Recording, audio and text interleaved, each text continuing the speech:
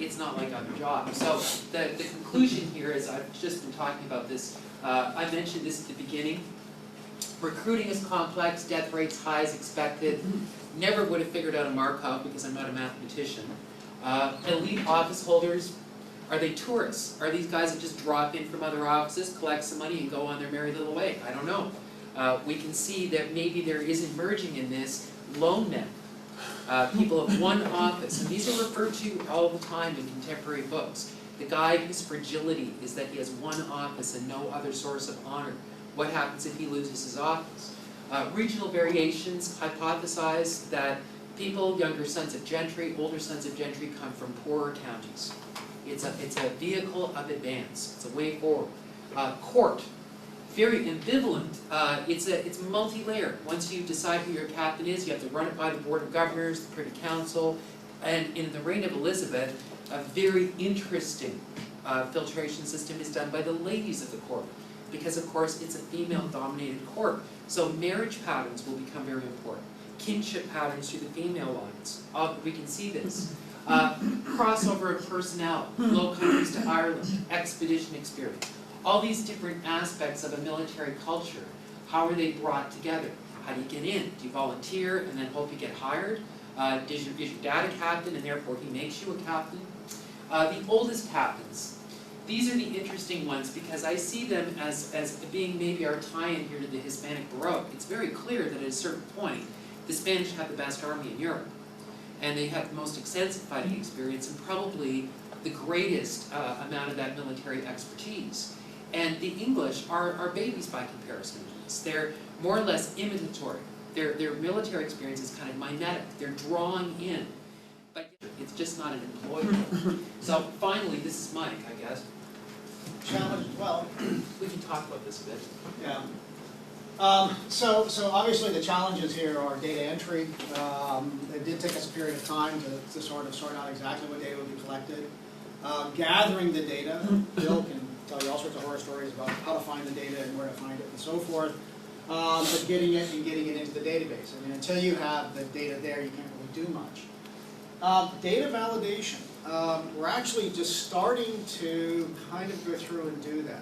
Again, some of this shows up as anomalies. Some of this shows up in pieces of information. As Bill's already alluded to, a couple of cases, there's things that looks like there's data missing. Is that just something that's been an oversight and we don't have it, or he hasn't actually gone and got it? So there is some issues there in terms of being able to ensure that the data is accurate and that you've sort of got errors.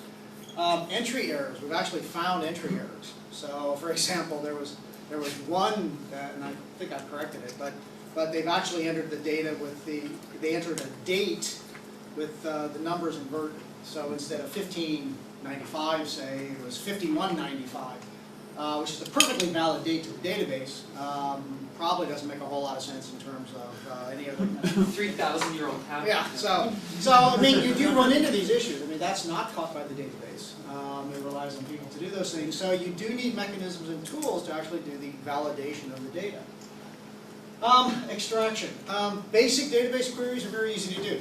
The query languages provided for relational databases make it very easy to do that.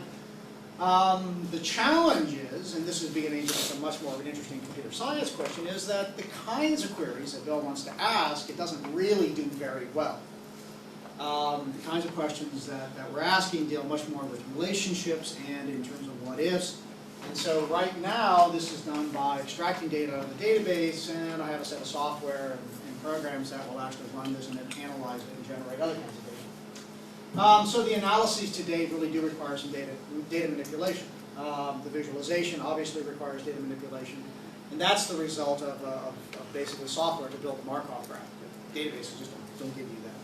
So there are challenges associated with these things, but on the other hand, it is a way of dealing with large amounts of data. That's Bill. I'll go very quickly because I don't want to go over, but you can just keep putting in lines of queries. I mean, you can question the database endlessly. So you can start with bigger questions and work down, and then make comparative results between groups. Therefore, this data progression thing I like very much because it gives you a sense of not only where the whole structure of military culture goes in terms of advance, but also about frustration around expectation. Finally, I think to say that it's not final is very important. That data will be being perfected, we're cleaning the data, redefining the data, we have parts of the iteration of the database that will eventually need some transitory, transition work. So it's, as you see, it's a huge project, but it's good, it's built. Anyway, this is probably the point. Now, That was yours. this is my book. So you can probably just read that. And buy it, because it's Cambridge University Press, it'll be about $275. And you'll look at it and go, oh yeah, I remember that guy gave that talk. But there's nothing really, I think, that is special about this. It's just kind of how to bring it together.